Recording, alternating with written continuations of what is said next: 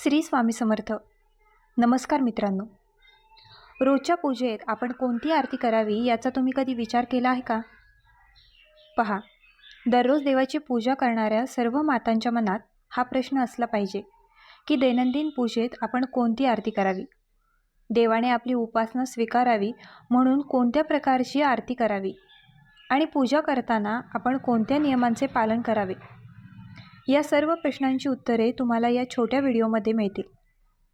तर बघा, घरातील सासरे असलेल्या माता बहुतांश घरामध्ये पूजा करतात, म्हणजेच देवाला प्रसन्न करण्यासाठी.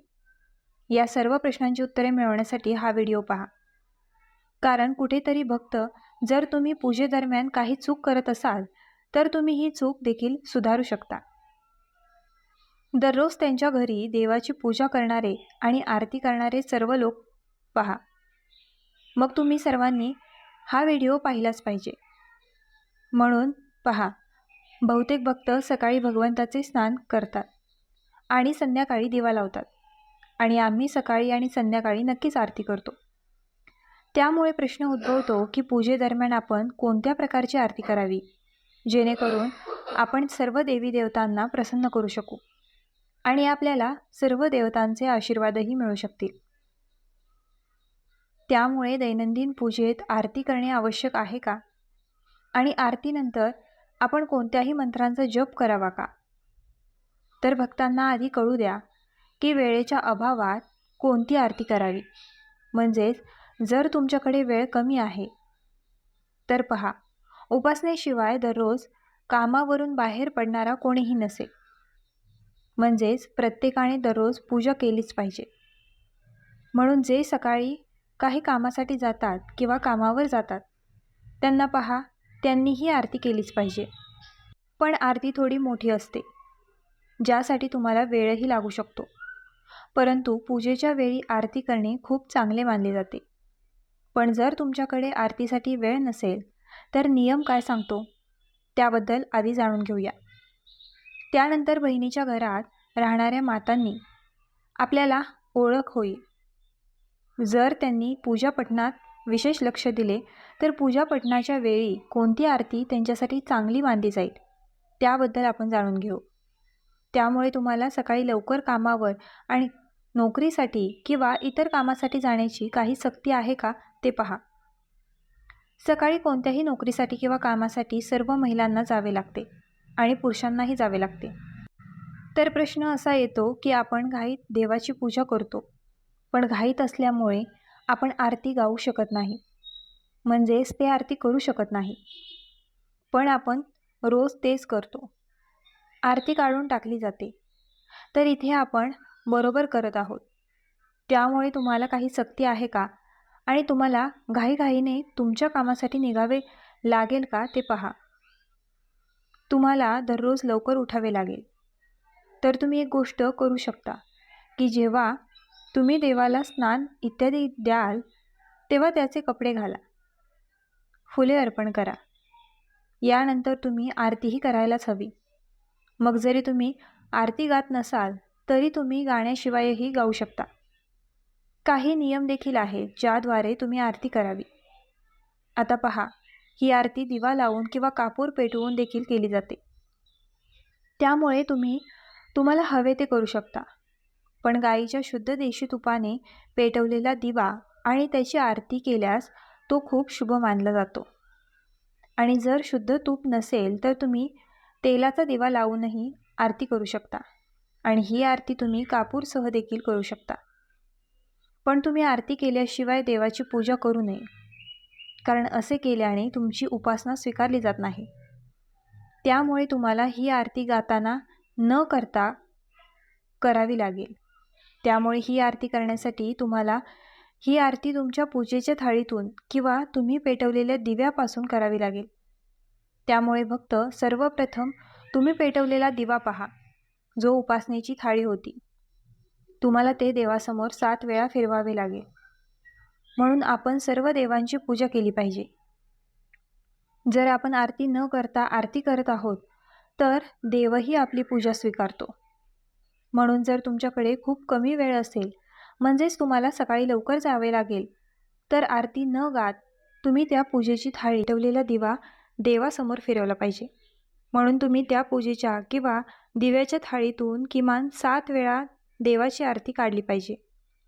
म्हणून जरी आरती न गाताना जर तुम्हाला भगवंतांच्या नावाचे ध्यान करताना भगवंतांच्या नावाचा जप करायचा असेल, जर तुम्हाला एखादा मंत्र मिळाला जो तुमचा प्रिय देव आहे, तर तुम्ही तुमच्या मनात त्याच्या मंत्रांचा जप देखील करू शकता आणि अशा प्रकारे तुम्ही तुमची आरती करू शकता.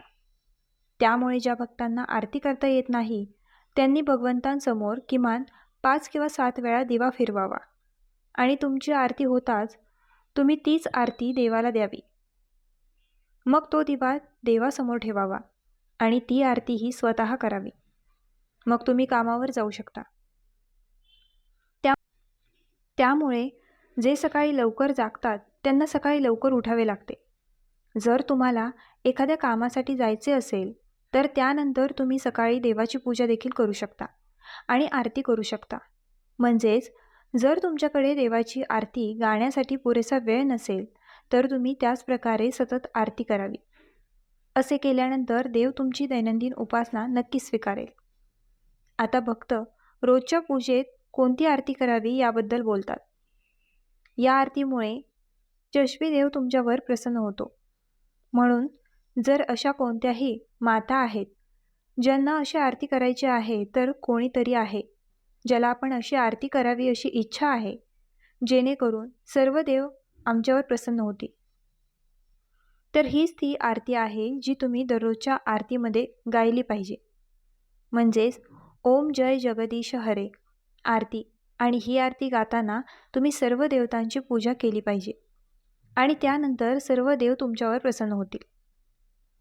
पण जर तुम्हाला ही आरती करायची नसेल तर तुमचा सर्वात प्रिय देव, मग तो भगवान शिव असो किंवा भगवान राम, मग तो भगवान कृष्ण असो, मग तो भगवान लाडू गोपाल असो, मग तो भगवान हनुमान असो, तुमचा सर्वात प्रिय देव, तुम्ही तुमच्या घराच्या मंदिरातील पूजा आरतीमध्ये दररोजच्या आरतीमध्ये त्या देवाची आरती गाऊ शकता आणि ती आरती गाताना तुम्ही तुमच्या घरात ठेवलेल्या सर्व देवांची आरती काढू शकता. सकाळच्या पूजेतील नियमात कोणतीही अडचण नाही. हाच नियम संध्याकाळी लागू होतो. जर तुम्हाला संध्याकाळी आरती करायची असेल तर तुम्ही संध्याकाळी देखील गाऊ शकता. पण जर तुम्हाला संध्याकाळी पूजा आरती गाण्याची इच्छा होत नसेल, कारण आम्हाला सकाळी जास्त जाणवते, आरती गाण्यासाठी जर तुम्हाला संध्याकाळी आवडत नसेल तर तुम्ही संध्याकाळी आरती न गात देवाची आरती काढू शकता. तुम्ही 5 ते 7 वेळा देवाची आरती काढू शकता आणि संध्याकाळी देवाची आरती काढू शकता. पण जर तुम्हाला संध्याकाळीही आरती करायची असेल तर ती चांगली गोष्ट आहे. दिवा लावताना तुमच्याकडे असलेल्या आरतीच्या थाळीतून देवाची आरती काढून तुम्ही आरती गाऊ शकता. तर भक्त, आता आम्हाला आशा आहे की दैनंदिन पूजेत आपण कोणती आरती करावी या तुमच्या प्रश्नाचे उत्तर तुम्हा सर्वांना मिळाले असेल. आता ज्या भक्तांच्या मनात आहे की त्यांना येथे सर्व देवतांची आरती करायची आहे, तर ते ओम जय जगदीश हरे ही आरती करू शकतात, ज्यामध्ये सर्व देवतांचे नाव येईल. आणि जर तुम्हाला वेळ असेल तर तुम्ही येथे जितक्या देवतांची आरती करू शकता, परंतु जोपर्यंत आरती गायली जाईल, जोपर्यंत तुमच्या घराची घंटा वाजत असेल आणि जोपर्यंत तुमच्या आरतीची थाळी देखील प्रभूसमोर सरकली असेल, हा उपासनेचा नियम आहे. आता भक्तांनी हे काम केले आहे की आम्ही पूजा आरती केली, ज्यामध्ये आम्ही आरती केली आणि देवाला आरती केली आणि स्वतः आरती केली. आता यानंतर दैनंदिन उपासनेत आपण कोणत्या मंत्रांचा जप केला पाहिजे जेणेकरून देव आपल्यावर प्रसन्न होईल. तर भक्तांनो, पहा, तुम्ही लोक दररोज पूजा करा. त्यानंतर अनेक लोक आहेत जे मंत्रांचा जप करतात. तर मग आपण कोणत्या मंत्रांचा जप करावा?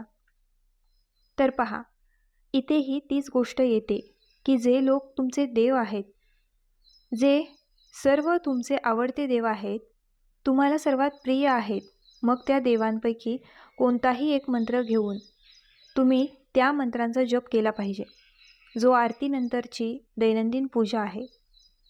जर तुमच्याकडे वेळ असेल, जर तुमच्याकडे वेळ नसेल, तर तुम्ही त्या मंत्रांचा एकदा, दोनदा, 5 वेळा, 10 वेळा जप देखील करू शकता. आणि जर तुमच्याकडे वेळ असेल, तर तुम्ही त्या मंत्रांच्या 108 माळा कराल.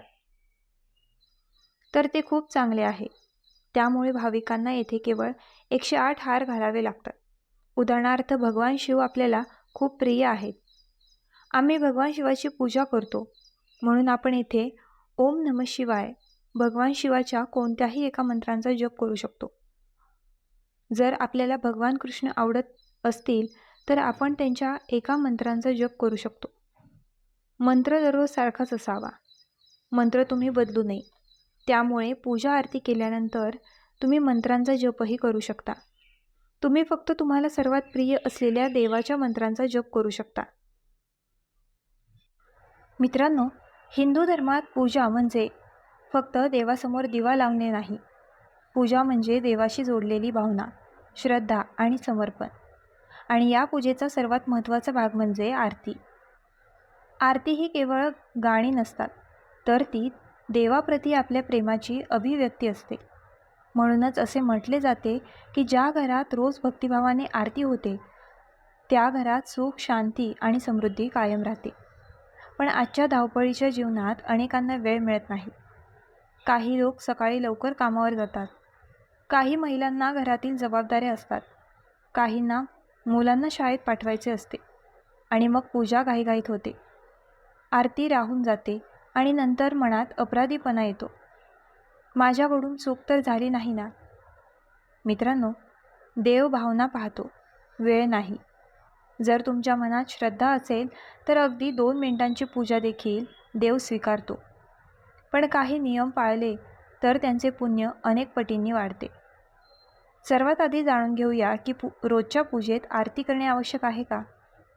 तर हो मित्रांनो, शास्त्रानुसार पूजा पूर्ण झाल्यानंतर आरती करणे अत्यंत आवश्यक मानले गेले आहे. कारण आरती म्हणजे देवाला प्रकाश अर्पण करणे, आणि प्रकाश म्हणजे सकारात्मक ऊर्जा. जेव्हा आपण देवासमोर दिवा फिरवतो, तेव्हा आपल्या घरातील नकारात्मक ऊर्जा दूर होते असे मानले जाते. म्हणूनच पूजा केल्यानंतर आरती नक्की करावी. आता अनेकजण विचारतात की आरती पाठ नाही किंवा वेळ नसतो, तर काय करावे? तर मित्रांनो, अशा वेळी तुम्ही फक्त दिवा किंवा कापूर घेऊन देवासमोर 5 किंवा 7 वेळा फिरवू शकता. मनात देवाचे नाव घ्या आणि भक्तिभावाने नमस्कार करा. इतके केले तरी देव तुमची पूजा स्वीकारतात. कारण देवाला तुमची भाषा लागत नाही, तुमचे मन लागते. आता प्रश्न येतो की आरतीसाठी कोणता दिवा वापरावा? तर सर्वात शुभ मानला जातो गाईच्या तुपाचा दिवा. गाईच्या तुपामध्ये सात्विक ऊर्जा असते असे मानले जाते. त्यामुळे घरात सकारात्मक वातावरण निर्माण होते. पण जर तूप उपलब्ध नसेल, तर तुम्ही तेलाचा दिवा देखील वापरू शकता. काही लोक कापूर वापरतात, तेही शुभ मानले जाते. कारण कापूर पूर्णपणे जळून जातो. त्याप्रमाणे आपला अहंकारही देवापुढे नष्ट व्हावा असा त्यामागचा अर्थ असतो. मित्रांनो, पूजा करताना आणखीन एक महत्त्वाची गोष्ट लक्षात ठेवा. देवघर आणि पूजा थाळी स्वच्छ असावी. कारण स्वच्छतेमध्येच देवत्व असते. ज्या घरात देवघर स्वच्छ असते, त्या घरात लक्ष्मीचा वास कायम राहतो असे म्हटले जाते. आता जाणून घेऊया की रोज कोणती आरती करावी. तर मित्रांनो, जर तुम्हाला सर्व देवतांची एकत्र आरती करायची असेल, तर ओम जय जगदीश हरे ही आरती सर्वात उत्तम मानली जाते. ही आरती जवळपास प्रत्येक देवतेला अर्पण केली जाऊ शकते आणि म्हणूनच अनेक घरांमध्ये सकाळ संध्याकाळ हीच आरती केली जाते. पण जर तुमचे एखादे विशिष्ट देवावर विशेष प्रेम असेल, जसे भगवान शिव, श्रीराम, श्रीकृष्ण, गणपती बाप्पा, देवी माता किंवा हनुमानजी, तर तुम्ही त्या देवतेची आरती देखील करू शकता. उदाहरणार्थ, जर तुम्ही शिवभक्त असाल तर लवथवती, विक्राळा किंवा ओम जय शिव ओंकारा ही आरती करू शकता. जर तुम्ही गणपतीची पूजा करत असाल तर सुखकर्ता दुःखहर्ता ही आरती म्हणू शकता. भगवान कृष्णासाठी यशोमती मैया से बोले नंदलाला किंवा आरती कुंज बिहारी की म्हणू शकता. हनुमान भक्त आरती की जय हनुमान लला की म्हणू शकता. मित्रांनो, देव वेगळे असले तरी भावना एकच असते. भक्ती म्हणून कोणतीही आरती भक्तिभावाने केली तर ती नक्की फलदायी ठरते. आता अनेक माता विचारतात की आरती करताना घंटा वाजवावी का? तर हो मित्रांनो, घंटेचा आवाज अत्यंत शुभ मानला जातो. असे म्हणतात की घंटानादामुळे वातावरणातील नकारात्मक शक्ती दूर होतात, मन एकाग्र होते आणि देवतांचे लक्ष आपल्या पूजेकडे आकर्षित होते. म्हणून आरती करताना शक्य असल्यास घंटा जरूर वाजवा. तर मित्रांनो, आजचा हा व्हिडिओ तुम्हाला कसा वाटला आम्हाला कमेंट करून नक्की सांगा. आणि आमच्या ग्लो मराठी चॅनलला लाईक, शेअर, सबस्क्राईब आणि हाईप करायला विसरू नका.